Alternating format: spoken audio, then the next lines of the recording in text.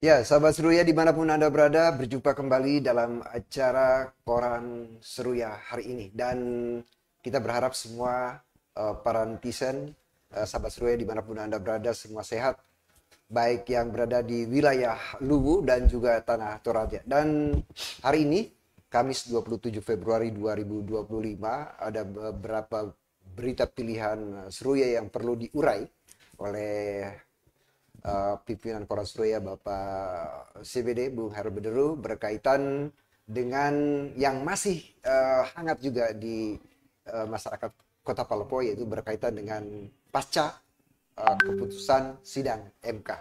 Saya sapa dulu bersama Ya. Bung CBD Bung Heru Bederu. Assalamualaikum warahmatullahi wabarakatuh. Ya, Waalaikumsalam warahmatullahi wabarakatuh, Bung Ijan dan saya sapa sahabat Quran Seruya netizen dimanapun berada. Mudah-mudahan hari Kamis ini eh, mendekati bulan suci Ramadan, Ya, kita beraktivitas dengan baik, lancar dan tentunya apa yang kita rencanakan, harapkan berjalan dengan baik tanpa kendala berarti. iya, baik, sahabat Koran Surya, bicara soal yang akan kita urai di Koran Surya hari ini, Bung CBD, Bung Haril Bederu, ada yang menarik ini berkaitan dengan mulai mesin eh, politik di Kota Palopo mulai bergerak ini. Ini barangkali apa yang menarik ini? Ini kan Bung Ijan bahwa setelah Mahkamah Konstitusi memutuskan PSU atau pemilihan suara ulang, empat pasangan calon ini start awal kembali seperti dengan pilkada sebelumnya. Artinya tidak ada pemenang. Ya. Nah, empat paslon ini kembali akan bertarung memperebutkan eh, puluhan ribu suara pemilih di Kota Palopo. Ya. Nah, ini kan masih dari empat pasangan calon, ini kan masih menjadi teka-teki. Ya. Siapa yang akan didorong Partai Gerindra, Demokrat, dan PKB untuk menggantikan Trisal Tahir sebagai calon wali kota yang didiskualifikasi. Ya. Nah, ini kan belum final. Ya. Memang ada beberapa nama yang mencuat dan cenderung mengerucut ke Ibu Haja Naili. Ya. Yang tidak lain adalah istri Trisal Tahir sendiri. Ya. Tapi di luar nama Ibu Naili ini ada beberapa nama juga yang muncul. Ya. Bahkan salah satu media di Makassar itu menyebut nama anggota DPR RI dari Partai Gerindra, Dapil 3 Sulsel, Andi Undru Baso atau biasa disebut Ubas. Ya. Nah, ada juga nama yang kader Gerindra ini Wijato Luwu Bakrianto, Pak Bakrianto. Nah, di luar nama-nama ini sebenarnya kan informasi yang kita himpun bahwa Partai Demokrat dan Partai Gerindra itu menyerahkan sepenuhnya kepada Trisal. Siapa menurut Trisal yang pantas, cocok, dan pas untuk menggantikan dirinya. Nah, kalau kita lihat slayer-slayer yang beredar di media sosial yang yang ramai diposting, di-share oleh para relawan simpatisan Trisal Ome ini, termasuk pernyataan Ome sendiri bahwa dirinya siap akan maju bertarung kembali mendampingi istri Trisal, Ibu Naili. Nah, internal dan para tim-tim yang sempat saya komunikasi memang menyebut nama istri Trisal ini. Mengerucut ya. Ya, mengerucut ke satu nama meskipun sebenarnya ada beberapa nama yang ikut mewacana. Nah, katakanlah misalnya partai pengusung nantinya akan mengusung istri Trisal bersama Ome, maka akan terjadi tarung ulang ini. Ya boleh saya bilang ya pertarungan ini jauh lebih bergengsi, lebih seru, dan ya, tentu saja kalau kita lihat postingan-postingan di media sosial, pendapat-pendapat pengamat, ini tarung ulang yang sengit, seru. Ya, dan kita lihat dari pernyataan misalnya calon wali kota Palopo nomor urut 3, Haji Rahmat Masri Bandaso yang juga dimuat Koran Seruya hari ini di edisi cetak menyatakan bahwa sebagai calon wali kota saya siap bertarung kembali dan gas full. Dia sudah minta kepada tim relawan, ulang kembali ya, simpatisan untuk kembali berjuang. Gaspol kita kembali berjuang untuk memenangkan Pilkada Kota Palopo.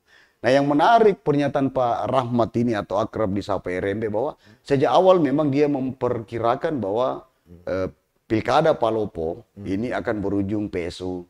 Sehingga menurut beliau dia tidak terlalu serius pada Pilkada yang lalu karena kalaupun jor-joran dan lain-lain Gaspol, ujung-ujungnya menurut Pak Rahmat ini akan PSU juga. Nah, itu versi Pak Rahmat yang lebih dikenal dengan nama RMB. Nah, begitupun juga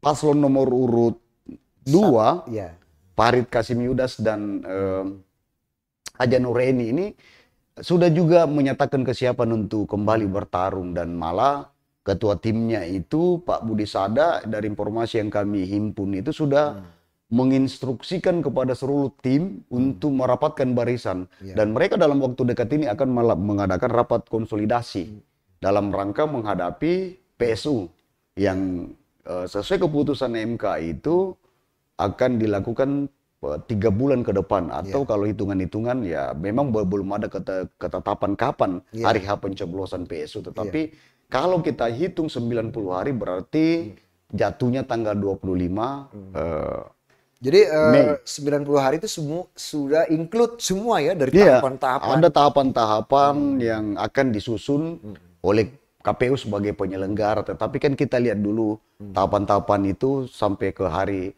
pencoblosan apa-apa saja. KPU sendiri kan sampai hari ini masih menunggu petunjuk teknis PSU. Sehingga ya para pasangan calon ini kan sebelum hari H tentu mempersiapkan diri. Nah, saya kembali ke paslon lain, yaitu Putri Daka Hedir Basir. Melalui salah satu ketua partai pengusungnya, yaitu Partai Amanat Nasional, Sekretaris PAN Kota Palopo, Ahyar Amir, itu juga menyatakan bahwa pihaknya siap untuk kembali memenangkan, kembali untuk menghadapi pilkada ini, dan siap untuk melakukan konsolidasi dengan relawan, tim, mesin-mesin partai pengusung untuk targetnya memenangkan pasangan Putri Daka dan Hedir Basir. Tapi tadi bicara soal tadi pencalonan dari pengganti Trisal Tahir, apakah memang sudah final figur yang akan dimajukan, atau nanti menunggu dari KPU yang bagaimana itu? Tidak, ini kan sebenarnya kan apapun yang diputuskan partai pengusung itulah. Katakanlah Hairul Baduru yang diusung itu, atau misalnya Bung Ijan yang ditetapkan untuk mengganti Trisal, itulah. Tidak ada kaitannya KPU. KPU sebatas menerima pendaftaran. Kan akan dibuka pendaftaran kembali untuk mengusulkan pengganti siapa namanya?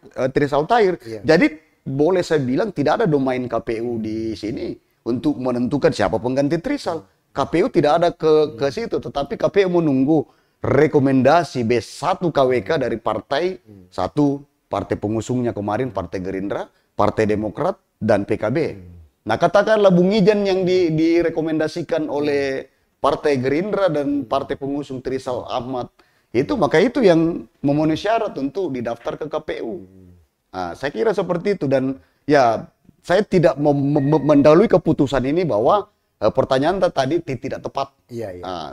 Seperti itu. Dan kedua, bahwa ya seperti yang kita amati dan slayer-slayer yang beredar di media sosial, yang ketika calon wakil saja sudah memposting di story WA-nya duet dia dengan Nelly bahwa ini bareng terjawab bahwa pasangan pengganti Trisal Tahir adalah istrinya. Itu saja Ome sudah pasang. Masa kita masih mau berspekulasi? Maka itulah. Jadi ya saya pikir seperti itu, dan kita masuk ke tayangan iklan dulu. Baik. Sahabat Seruya dimanapun Anda berada, sebelum kita lanjut membahas berkaitan dengan pasangan calon yang akan terjun di PSU nanti, kita ikuti pesan-pesan berikut. Jalan-jalan ke Kota Palopo tapi kok bingung ya menginap di mana? Tak perlu khawatir, yuk di sini saja.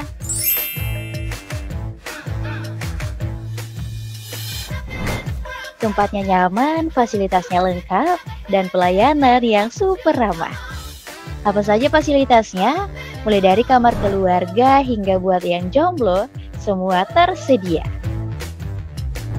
Dari yang budgetnya pas-pasan hingga yang berdompet tebal.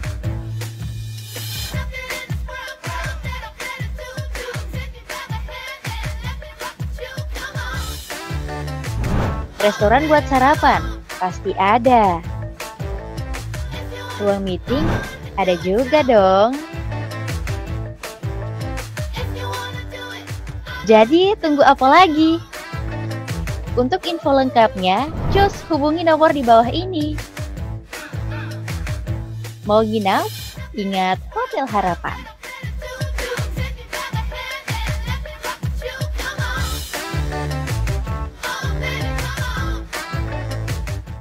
Selesai SMA, bingung mau kuliah di mana? Lagi cari kampus di Lubuk Raya yang sudah terakreditasi unggul dan punya segudang pilihan jurusan? Mau jurusan ekonomi atau akuntansi? Pasti ada. Suka dunia sains dan teknologi? Kami punya. Tertarik jurusan kesehatan, keguruan, atau agama? Jangan khawatir, semua tersedia. Bahkan kalau kamu ingin lanjut ke program pasca sarjana, UM Palopo solusinya. Yuk, buruan daftar di Universitas Muhammadiyah Palopo untuk tahun ajaran 2025-2026. Pendaftaran dibuka mulai 1 November 2024 sampai 4 September 2025. Pilih dari 6 jalur pendaftaran yang fleksibel. Gratis biaya pendaftaran untuk semua jalur kecuali jalur reguler. Biaya SPP-nya bisa diangsur. Bingung soal biaya kuliah? Tenang, UM Palopo menyediakan berbagai macam beasiswa mulai dari beasiswa masuk hingga lulus kuliah. Masih kurang? Ada juga peluang kerja ke luar negeri. Yuk daftar sekarang, datang langsung ke alamat atau daftar online di website resmi UM Palopo. Nikmati layanan One Day Service. Universitas Muhammadiyah Palopo tumbuh mendunia. Ya, sahabat Seruya, kembali lagi kita Koran Seruya hari ini, dan tentunya sesuai dengan apa yang disampaikan oleh Bung CBD, Bung Hairul Baduru, bahwa PSU akan berlangsung. Dan berikut ini bisa diurai kembali nih, Bung Hairul Baduru, berkaitan dengan tensi yang akan naik di PSU ini apa saja nih? Ya, ini kan sebenarnya dengan PSU ini kan politik di Kota Palopo kembali menghangat, kembali memanas tanda petik. Kita boleh melihat di media-media sosial terutama Facebook itu para simpatisan relawan paslon ini kan mulai pelan-pelan mempromosikan para jagoan mereka yang akan ikut di PSU. Katakanlah misalnya tim dan relawan dan simpatisan paslon nomor urut 3 RMB Andi Tendikarta. Itu kan mereka sudah mulai juga jor-joran men-share, memposting foto duet RMB Tendikarta ini dengan kata-kata gaspol. Saatnya kita menangkan nomor urut 3. Begitupun juga relawan simpatisan dari paslon Putri Daka dengan Hedir Basir kan juga mulai memposting jagoan mereka. Begitupun FKJ Nur, begitupun juga dengan Hajaneli dengan Ome. Nah, di luar itu kan ada yang menarik sebenarnya, bahwa kalau saya pribadi mengamati bahwa PSU ini akan menjadi pertarungan adu gengsi sebenarnya. Adu gengsi karena ya yang pasti bahwa kubu paslon nomor urut 2 ini merasa tercederai karena Trisal didis. Kemudian kalau Trisal misalnya benar-benar mendorong istrinya, maka ada harga diri yang Trisal lakukan di sini, sehingga ya betul-betul full power. Begitupun juga sebenarnya paslon nomor urut 2 yang sudah bersusah payah bagaimana berjuang di MK sehingga gugatannya bisa diterima yang berujung Trisal didiskualifikasi. Nah, dua paslon ini kalau menurut saya antara paslon nomor urut 2 dengan nomor urut 4 ini ada sentimen politik yang keras. Sama-sama mereka akan full power tanpa menafikan paslon nomor urut 3 dan 1.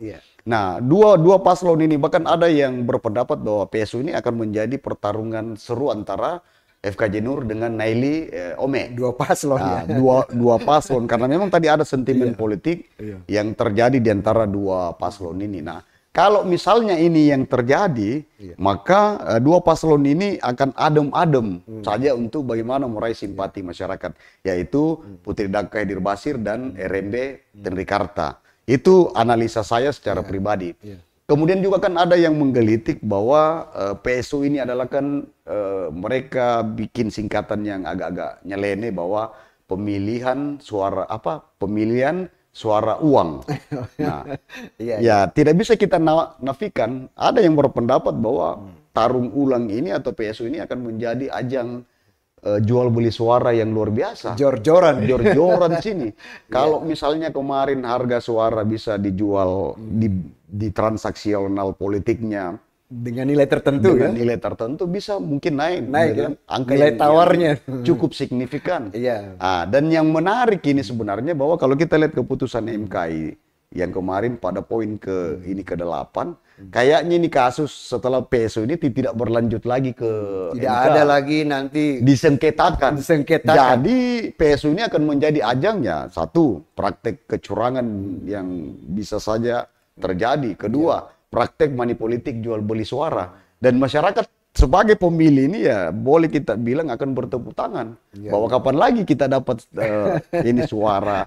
Kita dibeli 5 tahun ke depan lagi. Jadi masing-masing pasangan ini memang betul-betul sudah mulai mengatur, mengevaluasi strategi yang harus dimainkan. Iya, tentu saja. Dan awal kan pasti mereka lakukan rapat konsolidasi, mengumpulkan tim, kemudian mengatur strategi. Dan yang pasti PSU ini kan bagaimana menyiapkan amunisi. Amunisi ya kita tidak bisa bantah. Fakta bahwa Pilkada Kota Palopo itu kemarin kan berbau duit. Kan sebagai contoh ini misalnya bahwa masyarakat dengan entengnya bilang ya ada suara, ada duit. Dan ini ya PSU nanti ini cukup prihatin karena akan terjadi transaksional yang akan berlangsung secara terang-terangan. Dan masing-masing mulai kembali menyusun para pemilih-pemilihnya ya untuk ini. Artinya kan ada tim yang bekerja bagaimana melakukan turun ke bawah mensosialisasikan dengan praktek misalnya mengambil kartu keluarga, tanda pemilih, kartu tanda pemilih, ya itu yang mereka akan lakukan. Dan kita berharap ini Bawaslu Kota Palopo bisa bekerja melakukan pengawasan ketat PSU nantinya, karena ya bisa kita prediksikan bahwa akan banyak kecurangan. Tadi yang Bung Harun Widurut, ini tidak ada lagi ke MK. Tidak akan ada ke MK, karena kalau saya tidak salah di putusan poin ke-8 itu bahwa setelah ini PSU tidak lagi. Nah, dengan keputusan MK ini maka akan besar terjadi kecurangan-kecurangan yang sangat besar. Jadi tugas Bawaslu ini jauh lebih berat, jauh lebih ekstra ketat lah melakukan pengawasan dibandingkan pilkada sebelumnya. Karena ya tanpa kita sadari kan sudah kalau kita ini ketemu ini masyarakat bahwa ya ini akan menjadi ajang tabur duit.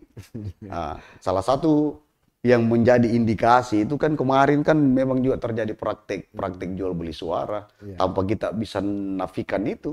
PSU apalagi nanti ada adu gengsi sini, ada tarung ulang. Ya, baik sahabat Seruya, menarik sekali ya berkaitan dengan PSU yang akan dilakukan oleh 4 paslon di pilkada ulang yang akan mendatang. Namun sebelumnya kita ikuti pesan-pesan berikut.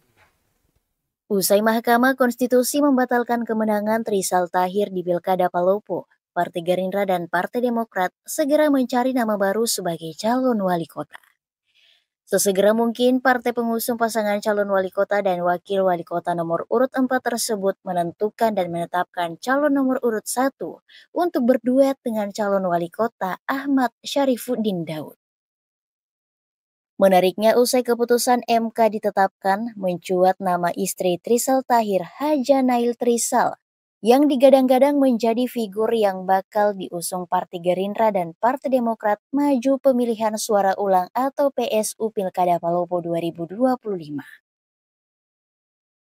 Di luar nama Haja Naili, mencuat juga nama Hasanuddin, kakak anggota DPR RI asal Partai Gerindra, Kapten Andi Unrubaso Suli yang akrab disapa Ubas. Termasuk nama ketua tim Trisal Ahmad, Mustahir Sidu ikut dielus. Dari sejumlah nama tersebut, nama istri Trisal Tahir Haja Naili lebih menguat. Bahkan, Mustahir Sidu sendiri tak menampik jika nama Haja Naili saat ini dipertimbangkan Partai Gerindra untuk menggantikan Trisal Tahir. Menurut Tato, jauh hari sebelumnya Haja Naili telah dipersiapkan menggantikan Trisal Tahir andai kata MK memutuskan mendiskualifikasi Trisal Tahir. Termasuk Partai Gerindra juga tampak tertarik mengusung duet Haja Naili Ome. Senada hal tersebut, juru bicara Trisal Ome Haidar Jidar ikut mengamini nama Haja Naili mewacana saat ini sebagai figur kuat yang didorong menggantikan Trisal Tahir. Nah, dari beberapa nama ini memang yang sempat saya gali-gali dari sumber-sumber yang berkompeten, kayaknya nama Ibu Nelly ini lebih menguat. Dan jauh-jauh hari sebenarnya juga memang internal katanya sih, internal dari paslon nomor urut 4 ini sudah membaca bahwa jika terjadi hal-hal yang tidak diinginkan seperti keputusan MK, maka mesti mempersiapkan kader ya, pengganti. Nah, salah satu misalnya Pak juru bicara dari paslon nomor urut 4, Haidar Jidar tadi saya sempat komunikasi, dan ketika saya mempertanyakan isu rumor-rumor yang berkembang di media sosial, nama Ibu Trisal ini, Ibu Nelly, Haidar Jidar juga membenarkan bahwa wacana itu memang muncul saat ini. Sejumlah alasan menguatnya nama Haja Naili, salah satunya banyak pihak cenderung mendorongnya menggantikan sang suami maju PSU Pilkada Palopo. Sejumlah pihak menilai nama Haja Naili tidak bisa dipisahkan dengan Trisal Tahir. Tentunya jika Haja Naili maju PSU, maka ikon sebagai bayang-bayang Trisal Tahir diharapkan para simpatisan dan pendukung Trisal akan tetap solid. Nah, katakanlah ketika istrinya maju kan, ya tidak bisa kita nafikan bahwa Trisal ini sebagai calon wali kota tentu memiliki keluarga di Kota Palopo, masa ya boleh kita bilang fanatiknya ada. Nah, ketika bayang-bayang Trisal ada pada calon yang menggantikannya adalah istrinya, maka tentu saja Trisal Tahir ini akan turun tangan secara terang-terangan dan full power. Menurut Haidar, Trisal tentu akan sangat legowo jika sang istri yang dipilih untuk menggantikan dirinya. Terlepas dari semua hal tersebut, Haidar menyatakan sepenuhnya diserahkan kepada partai pengusung. Yang jelas pihaknya siap bertarung kembali dan mengawal siapapun yang nantinya resmi ditunjuk oleh partai. Jurnalis Seruya TV mengabarkan.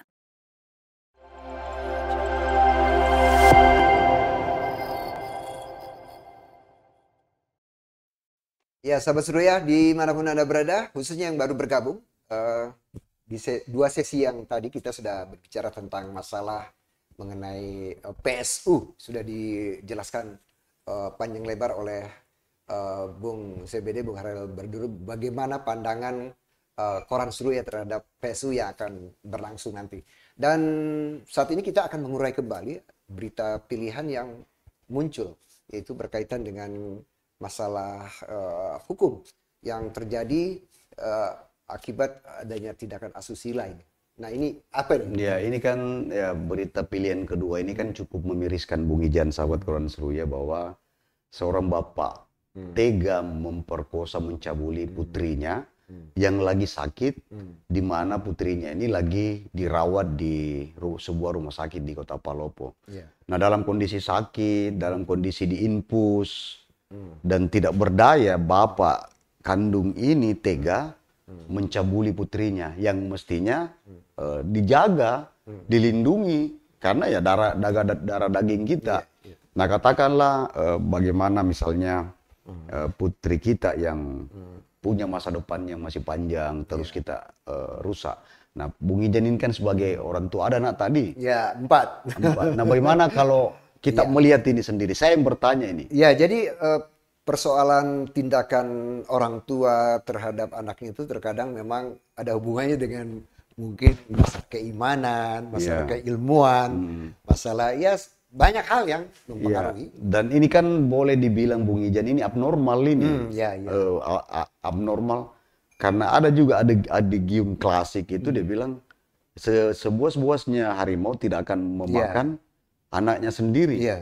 Nah kalau kita adigium klasik ini kita apa namanya kita perhadapkan dengan kasus ini, ya lebih jahat ini bapaknya daripada harimau. Mungkin ada kalau dari ilmu psikologinya gangguan kesehatan mental. Bisa sakit ini.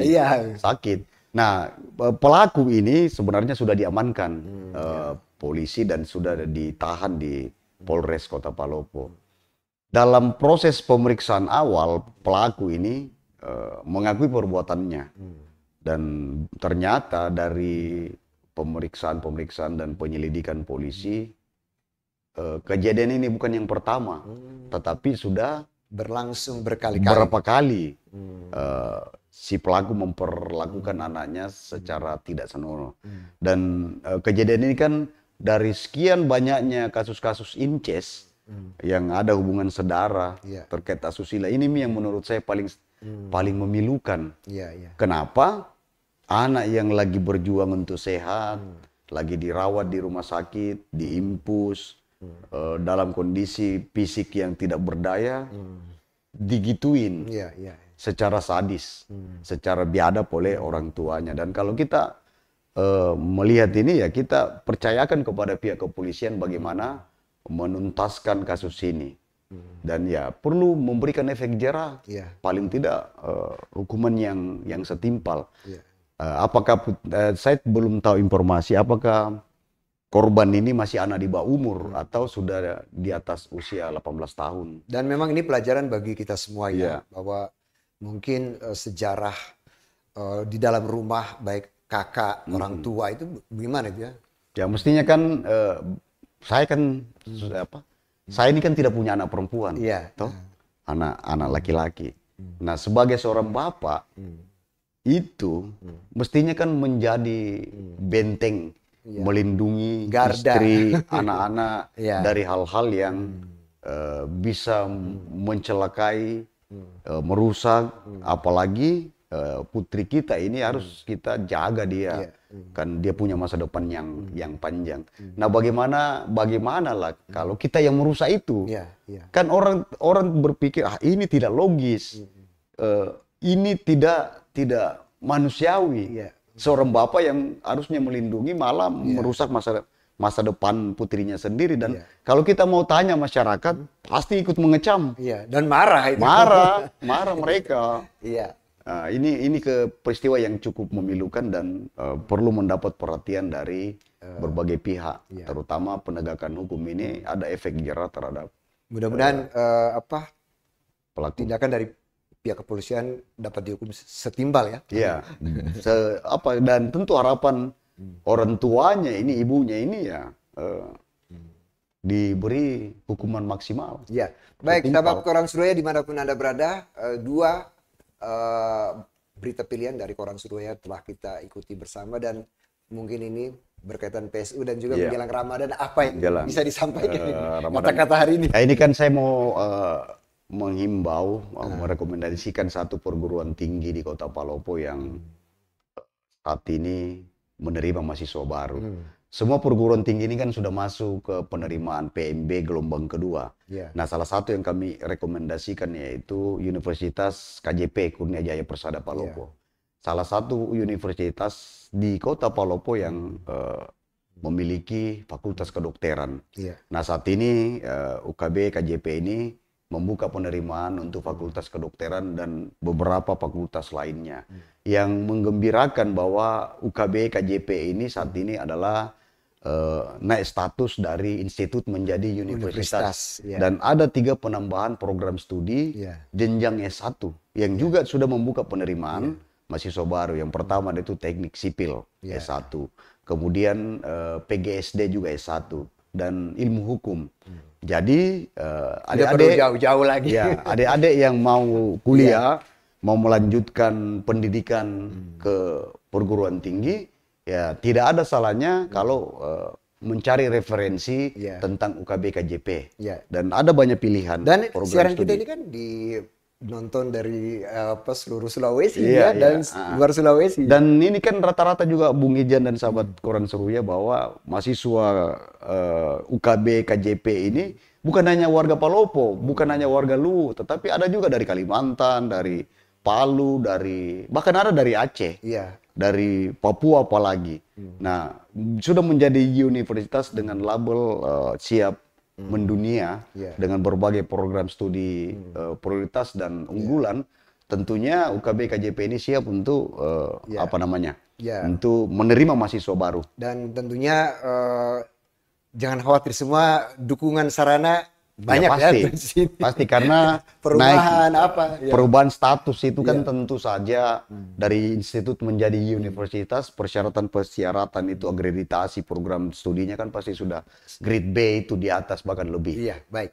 Ya, sahabat Koran Suraya dimanapun Anda berada, demikian Koran Suraya hari ini, dan mudah-mudahan apa yang kita sampaikan dapat bermanfaat bagi kita semua. Akhirnya saya ingin mengucapkan terima kasih, dan juga pimpinan Koran Suraya Bung CBD Bung Hairil Badarua.